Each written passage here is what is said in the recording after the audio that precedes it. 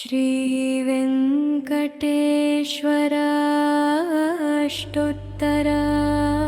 ॐ श्रीनिवासाय नमः।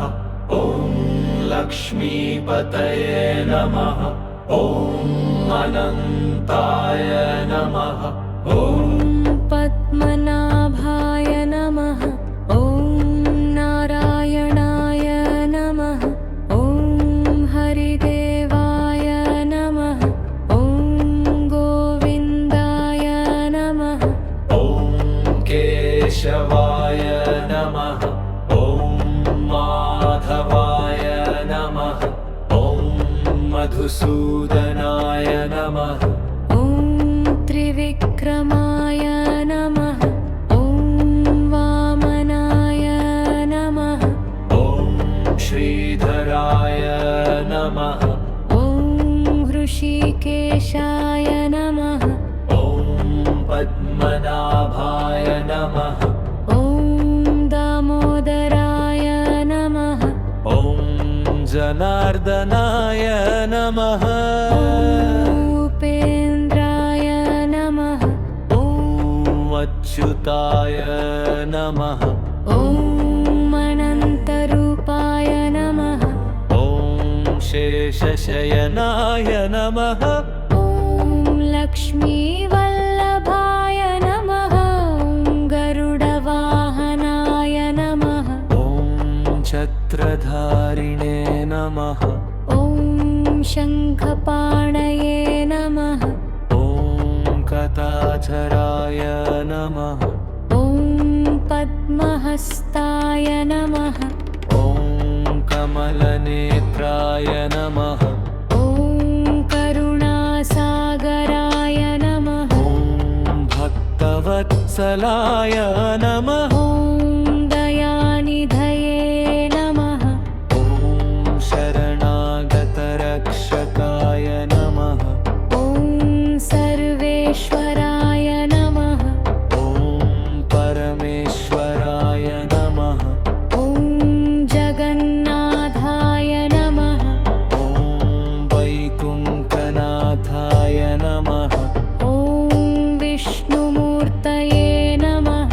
ॐ श्रीधराय नमः। ॐ सत्यमूर्तये नमः। ॐ शान्तमूर्तये नमः। ॐ चतुर्भुजाय नमः। ॐ देवदेवाय नमः। ॐ आदिदेवाय नमः। ॐ अनन्तशक्तये नमः। ॐ श्रीपतये नमः। ॐ कमलापतये नमः। ॐ भक्तप्रियाय नमः। ॐ सुखप्रदाय नमः। ॐ पापहराय नमः। ॐ मङ्गलप्रदाय नमः। ॐ विजयप्रदाय नमः। ॐ वरप्रदाय नमः। ॐ सुखप्रदाय नमः। ॐ क्षेमकराय नमः। ॐ भवभयहराय नमः। ॐ दुःखनाशनाय नमः। ॐ पापविमोचनाय नमः। ॐ संसारतारणाय नमः। ॐ मोक्षप्रदाय नमः। ॐ सभप्रदाय नमः। ॐ किरीटिने नमः। ॐ कुण्डलिने नमः। ॐ हारधनाय नमः। ॐ मकरकुण्डलाय नमः। ॐ रत्नाङ्गदाय नमः।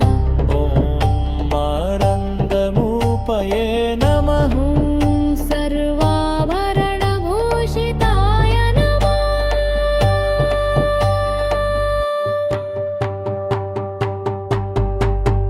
ॐ वेङ्कटेशाय नमः। ॐ श्रीनिवासाय नमः। ॐ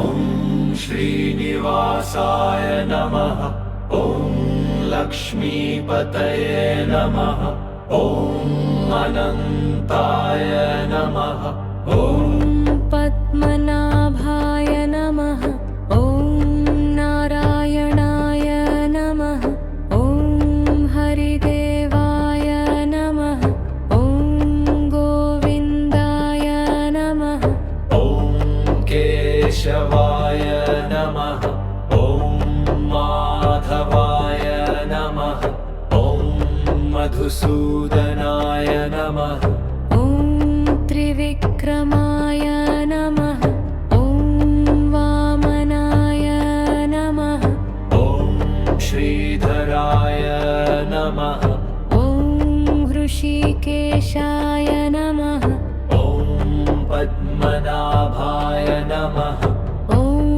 दामोदराय नमः ॐ जनार्दनाय नमः उपेन्द्राय नमः ॐ अच्युताय नमः ॐ अनन्तरूपाय नमः ॐ शेषशयनाय नमः ॐ लक्ष्मीवल्लभाय नमः ॐ गरुडवाहनाय नमः ॐ छत्रधारिणे नमः ॐ शङ्खपाणये नमः ॐ कथाचराय नमः ॐ पद्महस्ताय नमः ॐ कमलनेत्राय नमः ॐ करुणासागराय नमः ॐ भक्तवत्सलाय नमः ॐ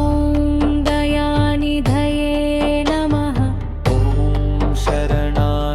शरणागतरक्षकाय नमः ॐ सर्वेश्वराय नमः ॐ परमेश्वराय नमः ॐ जगन्नाथाय नमः ॐ वैकुण्ठनाथाय नमः ॐ विष्णुमूर्तये नमः ॐ श्रीधराय नमः ॐ सत्यमूर्तये नमः ॐ शान्तमूर्तये नमः ॐ चतुर्भुजाय नमः ॐ देवदेवाय नमः ॐ आदिदेवाय नमः ॐ अनन्तशक्तये नमः ॐ श्रीपतये नमः ॐ कमलापतये नमः ॐ